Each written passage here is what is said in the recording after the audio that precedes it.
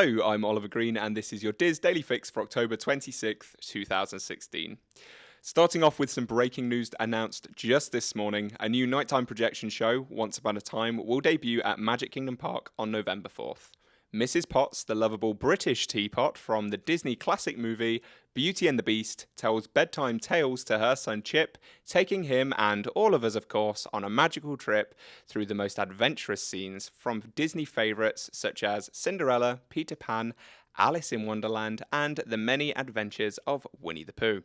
Some of the scenes that you should expect to see include a flight with Peter from London to Neverland, the Mad Hatter's whimsical tea party, and a daring duel between Gaston and the Beast. Mrs. Potts and Chip end their bedtime story with a grand finale that includes appearances by characters from even more Disney films. As a fan of the current Castle projection show, Celebrate the Magic, I honestly can't wait to see what they bring to the table with this one. I'm sure it's going to be absolutely outstanding. Moving on to something a lot less fun. A man that attempted to bring a loaded gun into Epcot has been arrested and banned from Walt Disney World. Michael C. Langston, 61, of Abita Springs, Louisiana, went through the no-bag line at the Epcot entrance and was then selected for a random screening in the metal detector. Langston then told the security officer that he was carrying a gun. A Disney supervisor and off-duty Orange County deputy were called over and they took Langston to a patrol vehicle that was parked nearby.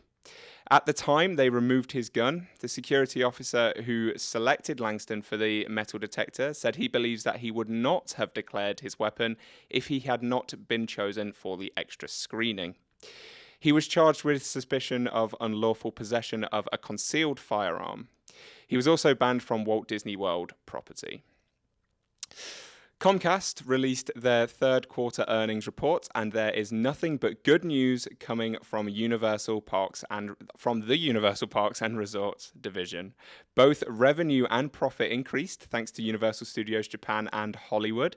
Universal Studios Japan has slightly skewed the numbers this year after Comcast acquired a majority stake in the park last year, but regardless, revenue jumped 60.6% to $1.4 million.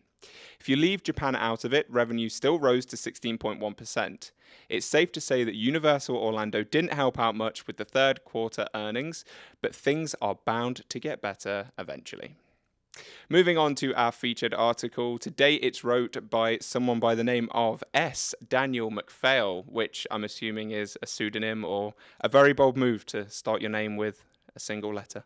And the article gives 8 tips for wishes or illuminations cruises, like considering your dining options, not making photos a priority, and taking an extra bag, probably to take away all of the free cans of soda that they give you on there.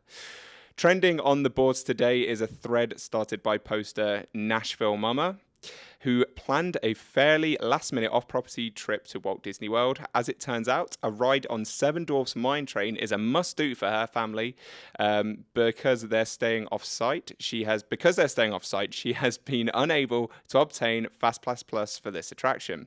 Stop by the Theme Parks Attractions and Strategies Forum and look for the No FastPass Plus for Seven Dwarfs Mine Train. What would you do? Thread and see what posters are recommending. Check out our Diz Unplugged YouTube channel at 1 today to catch our newest installment of our Minnesota series, The Best and Worst. Myself and Pete will be discussing our not-to-be-missed things at the Magic Kingdom. And now, everyone's favourite part of the Daily Fix, the weather. Here in Orlando, it's breezy, which is actually quite nice for a change, with a high of 83 and a low of 67. Over in Anaheim, it's going to be cloudy with a high of 76 and a low of 56. For more information on everything I've spoken about today, visit the Daily Fix main page at wdwinfo.com/dailyfix. I'm Oliver Green, and that was your Daily Fix for today. On behalf of the whole Diz Unplugged team, have a good day.